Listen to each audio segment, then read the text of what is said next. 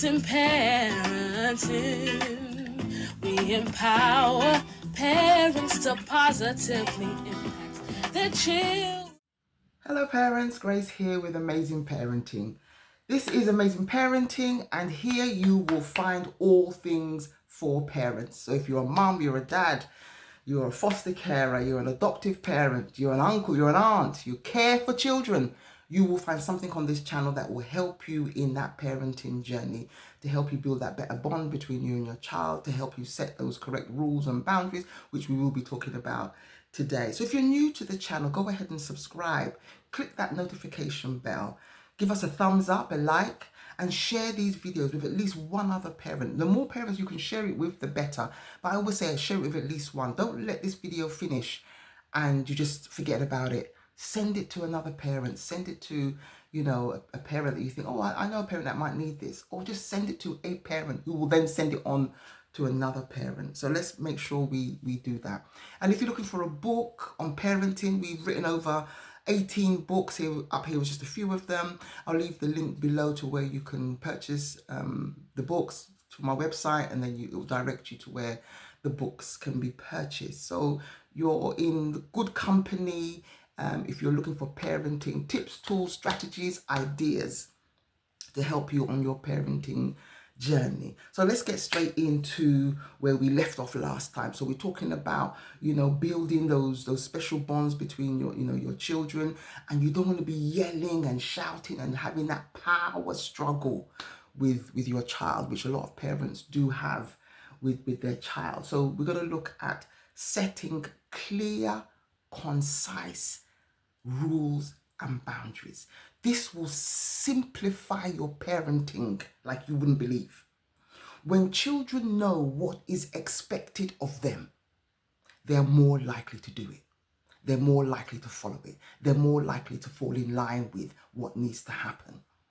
But if you run a household where you come and you go, you do as you want, how you please, as children get older, they're going to demand more of that, of them wanting control, them being the one to dictate how the household runs.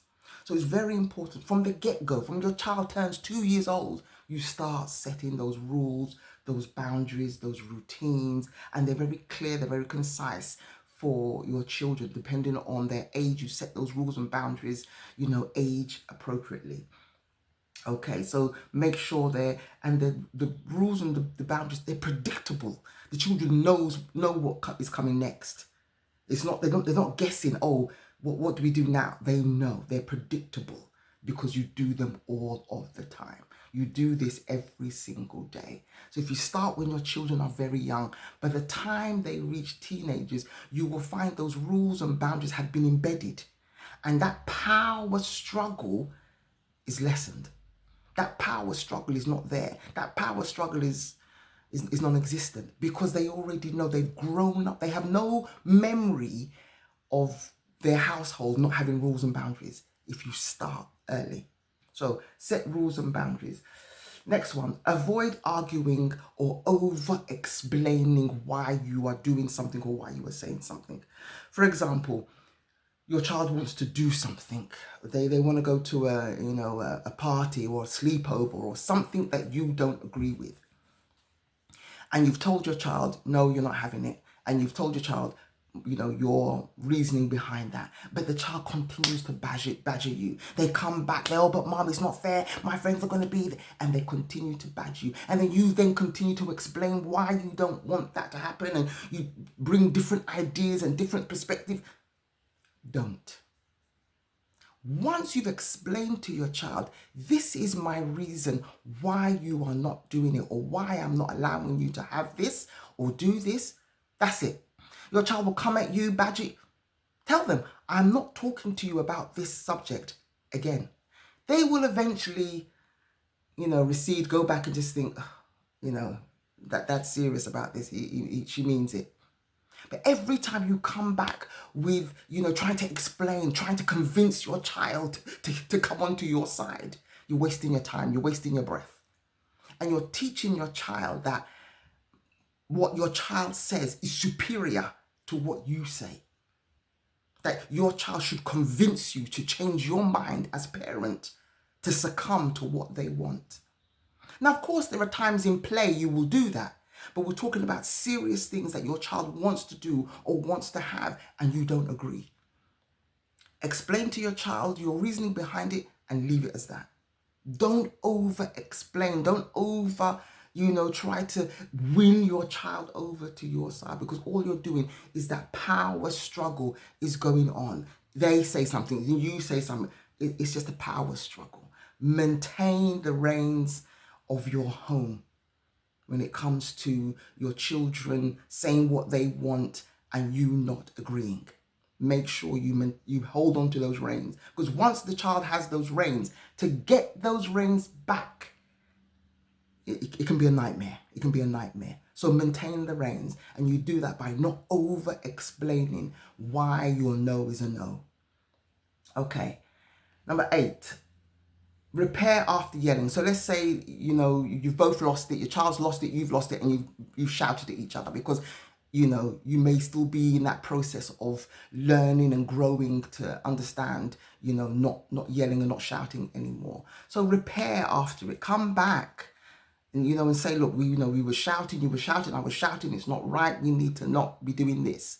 And if your child, you tell your child to apologize for shouting, you apologize and you move on. So always come back and repair, get things back on an even keel again when shouting has gone on or yelling has gone on. So it shows your child that, yeah, we might disagree, we might get a bit heated, but we come back. There's no argument that we have that is going to make us, stay back to back, not talking, and I see a lot of families, their children are a lot older, and because things have gone on in the family life, they've now gone back to back and not talking. So when you do have, an outburst, that you reconcile, you come back and you talk about it. It's key, because your children are learning, yeah, I might get annoyed with you or I might get annoyed with my friend, but we need to reconcile, we need to come back. Because if we don't teach our children to reconcile, they'll go through their lives, they'll go through their relationships,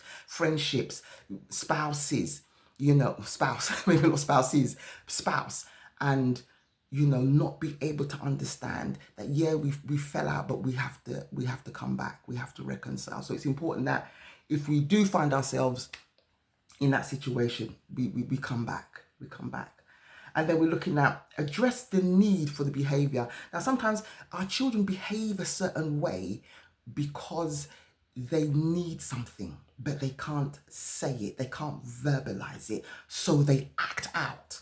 Some children are, they act out. Some children, they implode. So you'll find some children who are very, loud and aggressive, and then some children are very withdrawn and in themselves. So look at what's behind that, because they might not be able to say it, they might not be able to verbalize it, they might not be able to sit down and say, Mom, I'm going through this, or I am facing this happened at school. So they may just come home and just, burst. And then you react to the burst instead of stopping and thinking, what's going on behind this? What happened at school today? What happened at work? What's going on here? So look at the behavior behind the scenes. And that's going to take effort from you, because, of course, we don't expect our children to shout at us. They come home and they're shouting at us. It's not normal. It's not expected. It's not right. So we tend to react to that. But sometimes we need to think, hang on a minute. What has caused my child to behave like this? Sometimes with young children, they're not well. Sometimes they have an earache, or they're feeling under the weather, and it makes them, have knee-jerk reactions to simple things we may say to them. Put your shoes on, and they shout, they scream, they're annoyed. Not because they're annoyed, but because they're not feeling well, or they've got an earache, or they're overly tired. So we need to look at what is the cause behind the behavior. This is very key for a lot of children. Sometimes children are going through things that they're not going to tell you right here, right now, but you will see the display of it, or you'll notice they're exceptionally quiet, more quiet than normal, or they're more withdrawn. So instead of going in and saying, oh, why are you so moody? Why are you so... They're not normally moody. They're not normally this quiet. So what's gone on? What's happened? And that's where, as parents, we need to look behind the scenes, read between the lines. And then lastly, let's look at practice during calm moments. Practice during calm moments. We've heard the saying, strike while the iron is hot. Well, strike while the iron is cold. In those down times, round the dinner table, bedtime, having a walk in the park, talk about things that sometimes fuel arguments. Talk about the things that make you as parent, you as dad, shout. Talk about those times. Tell your children, every time you do this, every time you leave the dirty towels on the floor, it so annoys me. It makes me shout. But you're doing that in the calm period. So the next time your child leaves the towel on the floor, they remember that calm conversation. And again, it won't happen overnight, but they will remember. So talk about those issues in calm times, when it's not kicking off, when there's not that volatility in the home. You're shouting, they're shouting, then you want to, say what the problem is. Talk about the problem in the quiet times. Talk about the problems in the calm times. So here we've talked about, helping parents handle those shouting times, those power struggles. So if that's helped you, leave a comment below, even if it's a smiley emoji, a thumbs up, a like. But share these videos as well. Share these videos. And like I said, if you want any of our books, go ahead. There's a link below, or go to Amazon and you'll find we have 18 books currently in our library. So go ahead and avail yourself with these books. And they're very easy to read. They're nice big print. They're not very long. You can sit read them in a couple of hours, or read a snippet and act upon it. Books I've written all the books to be actionable. You can read it and implement it. Read it and do it. Read it and start it. That's how all the books are written. They're very much action books for you to just read and start implementing straight away in your homes and in your parenting journey.